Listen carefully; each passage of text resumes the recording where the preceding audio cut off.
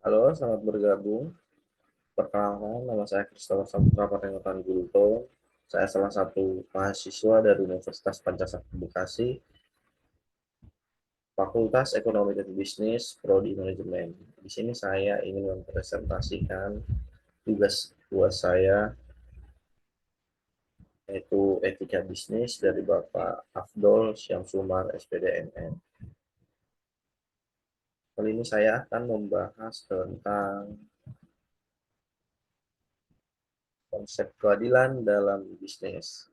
Keadilan adalah kondisi kebenaran ideal secara moral mengenai sesuatu hal, baik menyangkut benda atau orang. Menurut sebagian besar teori, keadilan memiliki tingkat kepentingan yang besar. Keadilan intinya adalah meletakkan segala sesuatunya pada tempatnya. Menurut Adam Smith, yang disebut keadilan sesungguhnya hanya punya satu arti, yaitu menyangkut kesetaraan, keseimbangan, keharmonisan hubungan antara satu orang atau dengan pihak yang lainnya. Dalam perkembangan sistem ekonomi Indonesia, persaingan usaha menjadi salah satu instrumen ekonomi sejak saat reformasi digulirkan.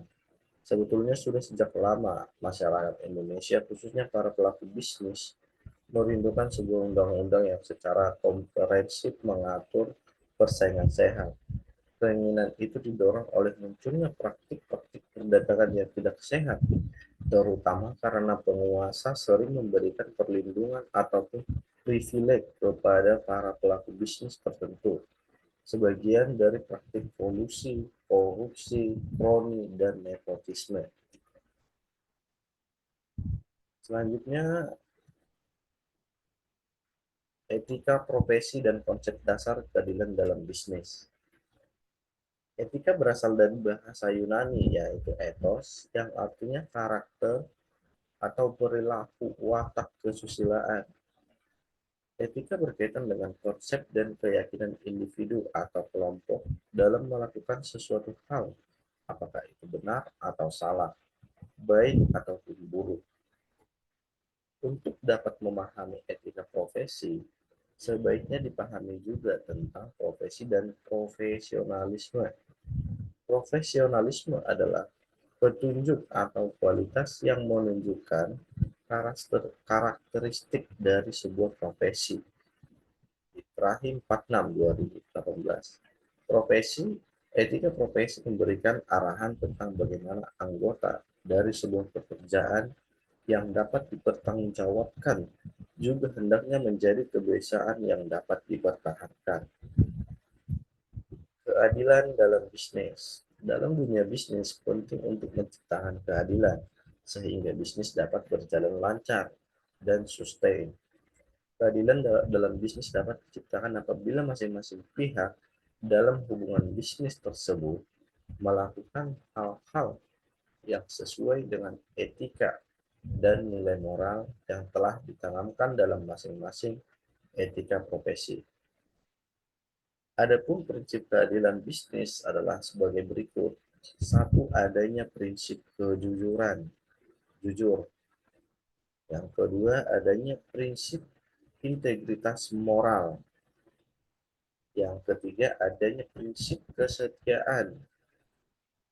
Selanjutnya ada prinsip saling menguntungkan. Dan yang terakhir adanya prinsip keadilan. Persaingan usaha dan larangan dalam bisnis. Persaingan bisnis adalah istilah yang sering muncul dalam berbagai literatur yang menuliskan perihal aspek hukum persaingan bisnis.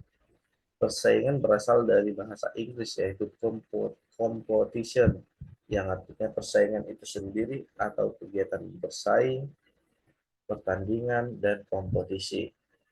Persaingan adalah ketika organisasi atau perorangan berlomba untuk mencapai tujuan yang diinginkan seperti konsumen, pangsa pasar, peringkat survei, atau sumber daya yang dibutuhkan.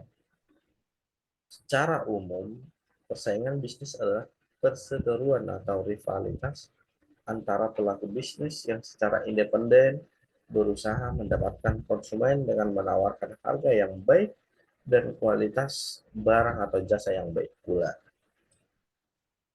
Persaingan merupakan kondisi real yang dihadapi setiap orang di masa sekarang. Kompetisi dan persaingan tersebut, bila dihadapi secara positif atau negatif, bergantung pada sikap dan mental persepsi kita dalam memaknai persaingan tersebut. Hampir tiada hal yang tanpa kompetisi atau persaingan. Seperti halnya kompetisi dalam berprestasi, dunia usaha bahkan dalam proses belajar. Persaingan dalam dunia bisnis mendorong pebisnis meningkatkan efisiensi dan kualitas produk untuk dapat bersaing dengan perusahaan lain dan pelanggan merasa puas dengan produk tersebut. Selain itu, persaingan usaha memiliki pengaruh positif terhadap pengembangan kreativitas sumber daya manusia untuk menggunakan sumber daya yang ada secara optimal dan menghasilkan barang-barang yang bernilai tinggi dengan harga yang kompetitif. Revalensi antara etika dan bisnis. Pada umumnya, tujuan didirikannya bisnis atau perusahaan yang perusahaan tidak hanya profit oriented semata, namun secara keseluruhan tujuan didirikannya perusahaan meliputi profit pengadaan barang atau jasa, kesejahteraan pemilik faktor produksi dan masyarakat, full employment, eksistensi perusahaan dalam jangka panjang, kemajuan atau pertumbuhan, prestis dan prestasi. Proses pencapaian tujuan perusahaan melalui pengelolaan sumber daya ekonomi secara optimal bagi para pemilik SDE atau faktor-faktor produksi dan masyarakat pada umumnya. Para pemilik faktor-faktor produksi tersebut memperoleh manfaat dan nilai ekonomi secara layak, bertitik tolak dari usaha pencapaian tujuan-tujuan tersebut.